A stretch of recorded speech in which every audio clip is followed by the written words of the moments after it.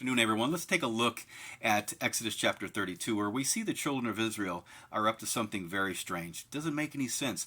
You see, this is the same people that God got through the desert, that he gets them on the other side of the Red Sea, that he feeds them, clothes them, and takes good care of them.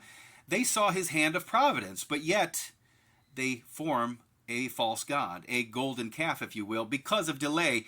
There's a delay in Moses coming down from the mountain. He's communing with God, but that delay disappoints them, and they're waiting. We don't know if he's dead or alive, so let's make a god. We'll call it the God of Israel that led us out of Egypt.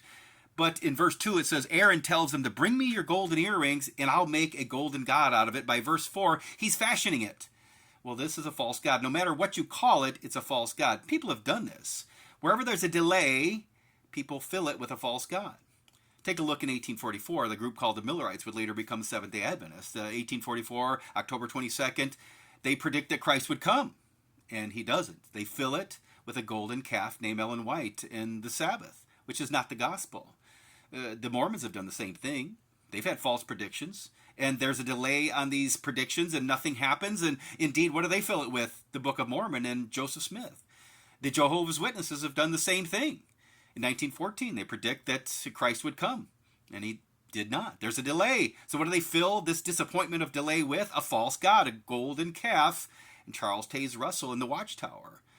My friends, this is very, very clear. Mankind likes to fill their disappointment of delay with a false god. But we do the same thing today, too. I see it in my comments.